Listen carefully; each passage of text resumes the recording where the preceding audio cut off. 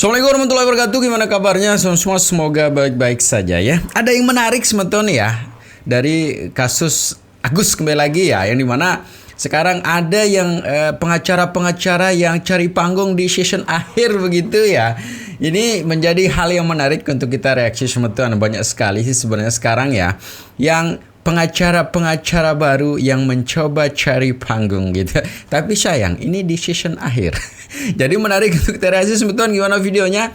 Ini dia. Selamat menonton. Jangan lupa like, subscribe, komen, dan skip.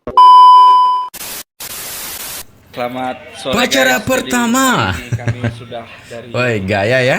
Polda Metro Jaya habis membuat mengklarifikasi terkait Woi, dengan sambil laporan kami tidur-tiduran guys. isu dengan pasal 156 terkait Woi, dengan ujaran kebencian. Saya peringatkan kepada polisi agar tangkap itu si Densu. Gimana? Pak Jon? Hajar. Bang Denny, gimana Bang Denny? Hajar lagi. Hajar. Siapa yang kita hajar? Dia yang semuanya lah yang Ay, berurusan dengan kita. Siap. Gimana Ketua? Rijal di SH. Proses hukum terhadap Ya. beberapa oknum ya.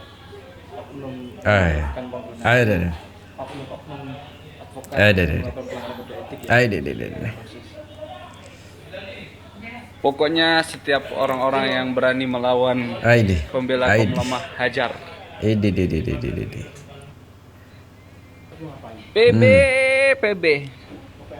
PB itu jadi guys, itu singkatan dari pengacara bodrek. Dia hanya berani nyinyirnya di rumah ataupun di jalan. Cuman bikin buat video-video doang, tapi dia nggak berani datang pengadilan ke pengadilan.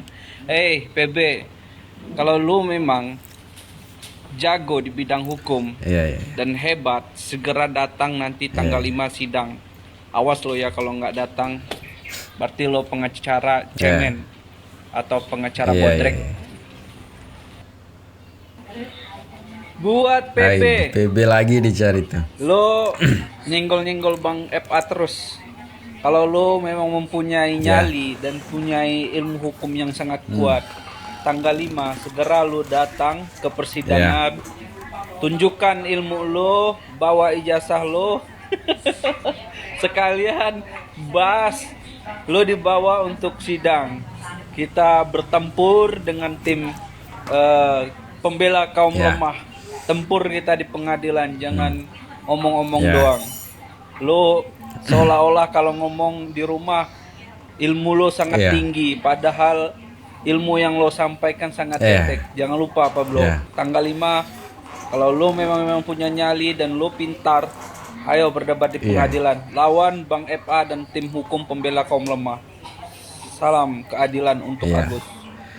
Nah, itu semeton yang disenggol kembali lagi Bang Pablo lah gitu sebut ya, terus Bang Densu ya. Karena kalau mereka menyenggol itu ya harapannya biar cepet naik gitu ya. Tapi yang disenggol sebenarnya FA, kok yang panas dia begitu kan. Itu ya semeton ya. Jadi apalagi oke lah, kenapa sih Bang Pablo tidak mau meladeni gitu ya. Bang Densu tidak mau meladeni. Karena kan levelnya sebenarnya jauh. Lo itu level bawah gitu kan. Itu makanya mungkin ya Bang Pablo tidak mau merespon ya. Jadi kalau yang dibilang PB pengacara bodrek lah, kalian itu apa begitu ya. Tapi lucu semeton ya, ketika banyak sekali sekarang pengacara-pengacara gitu ya yang mulai cari panggung gitu. Tapi sayang ya, season akhir ya. Dan ini juga salah satu ya yang menanyakan sekolah di mana bro kemarin itu, kuliah apa sekolah ya, cari panggung juga gitu ya. Ini dia videonya. Hasil perasaan Agus gimana? Betul nggak penjelasan hasil itu? Iya benar. Tentang podcast. Iya benar itu. Tentang intimidasi. Iya intimidasi podcastnya Pak Denny ke Sumargo itu benar, emang di situ dinyatakan yang sesuai data yang diucapkan sama Kasil dan ada perubahan di deskripsinya juga. Jadi Agus berterima kasih sama Bang Denny Sumargo ya. Pasti dong. Iya. Sudah pasti itu.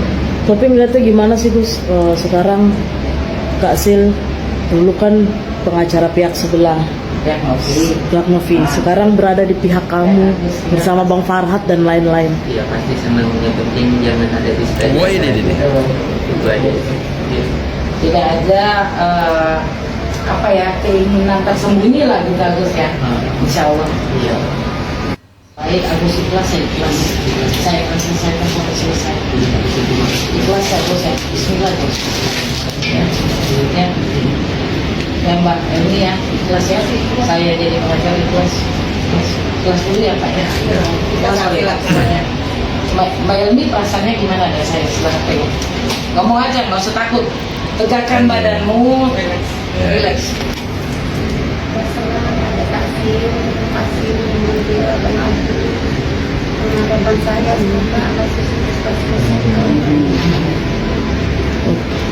Pegang dulu. Kan kemarin-kemarin Elmi baik, Agus ikhlas ya, ikhlas. Saya akan selesaikan sampai selesai. Ikhlas ya Agus ya. Bismillah Agus. Ya. Oke. Ya Mbak Elmi ya, ikhlas ya. Saya Sampai diulang ya. Sampai diulang. Alhamdulillah semuanya. Mbak Elmi perasaannya gimana deh? Biasa aja sih sebenarnya. Ngomong aja, nggak usah takut. Tegakkan badanmu, relax.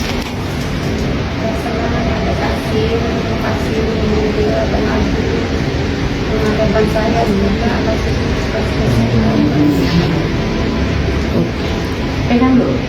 Kan kemarin-kemarin Elmi. Nah itu semeton ya, karena ini juga sempat menjadi berita yang wow begitu ya, kita wow aja kita sebut ya, karena kemarin itu atau memang ndak dipakai lagi atau kurang tenar di sebelah sana, makanya dia berpindah haluan sekarang.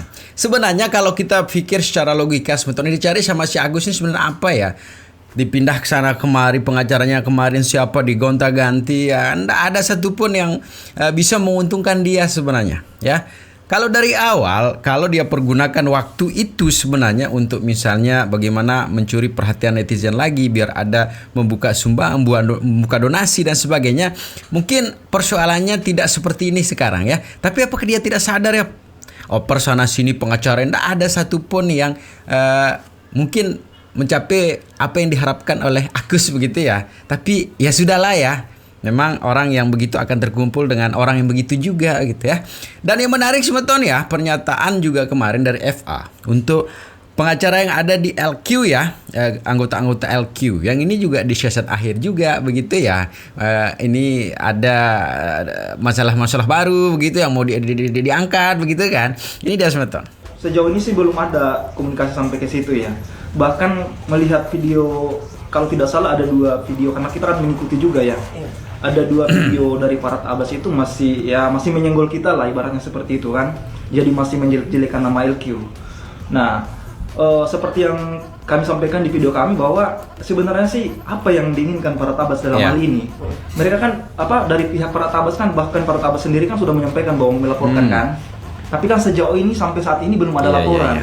Artinya kan kalau pernyataan itu, lawyer itu yang dipegang itu omongannya. Gitu. Kalau misalnya memang dia mau melaporkan, silakan laporkan. Jangan hanya sekedar argumen tanpa ada tindakan. Konsekuen dong dengan tindakan dari argumen saudara. Kalau misalnya Farhat Abbas ingin mau laporkan, Kami tunggu sampai sekarang laporan dari Farhat Abbas belum ada yang masuk. Baik dari laporan kode etik maupun laporan yang lain-lain. Kan Farhat Abbas ini kan sedikit-sedikit kan mau laporin inilah, laporin itulah, laporin warga NTT lah, laporin Densu lah, mana? Tidak ada. LQ menunggu, kami menunggu laporan saudara seperti itu. Jadi nothing, belum ada, tidak ada itu laporan itu. Nothing ya. Bicara soal warga NTT kemarin kan sebenarnya dari timnya Farhat Abbas yaitu si siapa namanya? Rizaldi itu kan sudah menemui si Sunan Kalijaga dan meminta maaf bahwasanya dia tidak ingin melaporkan warga NTT itu. Mungkin responnya gimana Bang Murat? Kalau respon saya sih seperti ini ya. Itulah seorang lawyer itu, saya seperti yang saya sampaikan tadi bahwa omongan itu yang harus dipegang. Bagaimana klien mau mempercayai kita sementara setiap apa yang kita omongkan itu tidak konsekuen atau tidak kita tindak lanjuti. Iya kan? Farhat Abbas sudah beberapa kali mau melaporkan, pertama Densu, kemudian warga NTT, kemudian LQ. Itu kan tidak ada sampai sekarang Betul. laporan itu. Jadi kami menanggapi bahwa ini hanya gimmick, ini hanya ingin mencari popularitas di sini. Jadi iya, cuman mencari panggung dengan menyenggol LQ, menyenggol warga NTT, mau dilaporin lah. Artinya kan masyarakat Indonesia sekarang kan sudah pandai lah, sudah pintar dengan adanya media sosial itu. Tidak bisa kita lagi mau ancam-ancam orang, nggak boleh itu. Jadi saya peringatkan juga kepada para jangan sedikit-sedikit ancam warga Indonesia lah. Apalagi spesifik warga NTT itu jangan. Apalagi kita lawyer di sini kita mengerti pencabutan ya berakhirnya surat kuasa dari saudara Agus. Kita kan pernah menandatangani 6 surat kuasa dari Agus ini. Tapi karena ada seperti yang kami telah bahas di video sebelumnya bahwa kami keberatan karena ada lawyer yang tiba-tiba masuk menjadi kuasa hukum dari Agus tanpa konfirmasi, tanpa pemberitahuan, ya kami tersinggung dong. Iya kan? Kita kan menjalankan semua ini kan dengan etika, kita punya etika. Jadi dia harus mengerti juga bahwa kami tidak dihargai. Makanya kami menghargai, justru kami menghargai keputusan Agus memilih lawyer lainnya. Kami mundur sebagai kuasa dari LQ, kami mundur. Seperti itu. Berarti bisa dibilang juga, berarti kasarannya bilangnya ada rasa tidak terima juga gitu kan? Iya, mungkin karena dia justru dia yang tidak pede mau menangani Agus sendiri. Kemudian di sisi lain LQ mundur dari kuasa sebagai kuasa Agus, ya mungkin dia tidak pede mau mendampingi Agus. Dengan lawannya kan lawan Farhat sekarang ini kan justru netizen, justru warga Indonesia. Gitu. Jadi dia tidak pede. Seperti itu. Jadi kan